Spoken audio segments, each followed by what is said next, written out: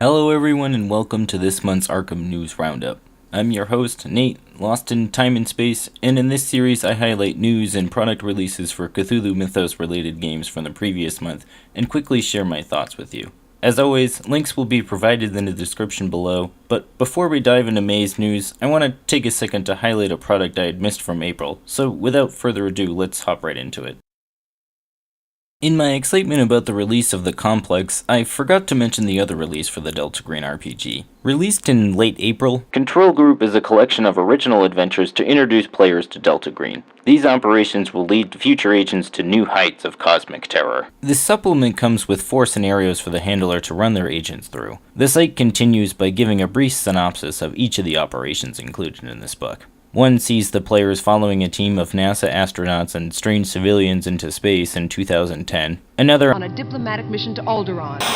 On a diplomatic mission to Gath Valley. The third, with a team from the CDC to rural Arizona in 2012 to investigate a strange viral outbreak. And the final operation to Kansas to investigate a cult that sports a strange sigil. Control Group looks like a great purchase for new and veteran handlers alike. The production value looks excellent as always from Arc Dream Publishing. I mean, just look at the picture on the front cover. It's creepy as all hell. I love the idea of the final scenario, kind of tying together all the previous scenarios, and using that as their admittance into Delta Green. PDFs are now available, and printed copies are expected to arrive this July. Following up the well-received campaign, The Two-Headed Serpent, May sees the release of a new campaign for Pulp Cthulhu.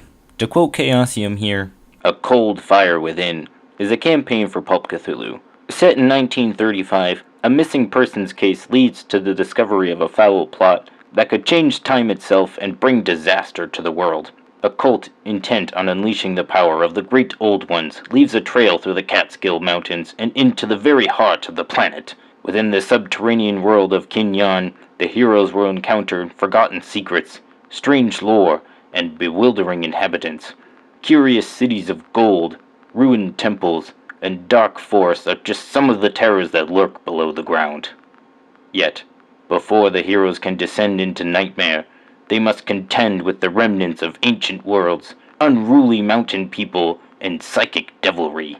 Along the way, the heroes may find that going back to the end of an ancient city is the only answer. Perhaps in Loma's doom shall they unlock the secrets of both past and present." The website continues by detailing the contents of the book. A complete 6-part campaign for Pulp Cthulhu, A Cold Fire Within presents new rules and skills for psychic powers, parapsychology, dematerialization, and telepathy.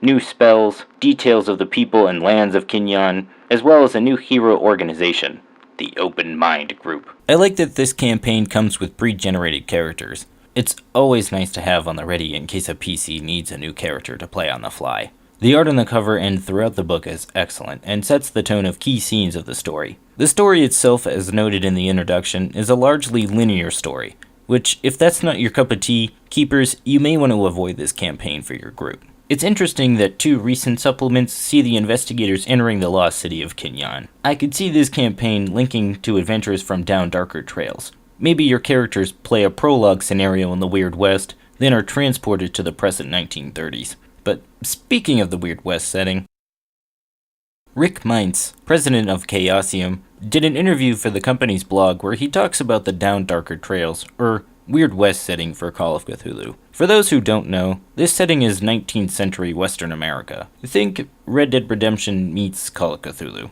Rick goes on to talk about the origins of the setting and plans for it in the future. Rick also reveals the title of Kevin Ross's 3rd book for the Weird West setting, Let Sleeping Gods Lie, is likely to be similar to the previously released Shadows over Stillwater. Rick also highlights Edge of Sundown, the first in, quote, Mythos Terrors in the Wild West fiction releases. I'm not familiar yet with this setting, so I can't say too much about it, but all this talk of an underground city has me curious.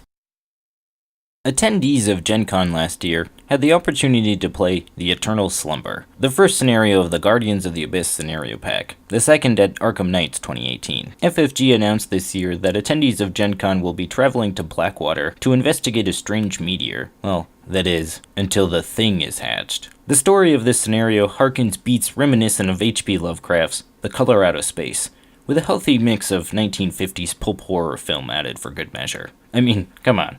The boss's name is Subject 8L08. I mean, that's just funny. To quote FFG here, Subject 8L08 isn't just an enemy. It's the scenario itself. The treachery cards are things the blob is doing, the enemies are pieces of the blob, the locations are, well, covered in the blob. It's not just a single card that you're fighting. Almost every encounter card represents a facet or a piece of the blob. And when we say it can eat anything, we mean anything. In fact, the blob that ate anything even contains a table listing all of the possible things it can eat. The table is 4 pages long. What makes this scenario special among the rest is that up to 96 players can be fighting against the blob together simultaneously. The players have a new tool called countermeasures to help secure victory over the blob menace. Matt Newman also teases in the article that something else is at play as well, and that, quote, "You are just part of the experiment." I had plans on going to GenCon and playing this scenario. Unfortunately, the blob ate my tickets, and now I can't go. Finishing off the month, FFG announced their live stream schedule for the month of June, and Arkham fans will be pleased to see that Arkham Horror 3rd Edition will finally be getting a new expansion. The stream announcing this new expansion is scheduled for June 11th, 1 p.m. Central Time. I haven't played this version of the board game yet, but I've heard positive things about it. I'll be sure to provide more information on this topic after the live stream. And that's gonna do it for this month's Arkham News Roundup. What did you think about this month's news? Did you pick up any of the products I had mentioned? Was there something I'd missed? Leave your thoughts down in the comments below.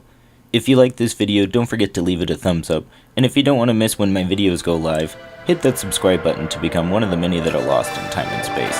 Thank you as always for watching, and have a great day.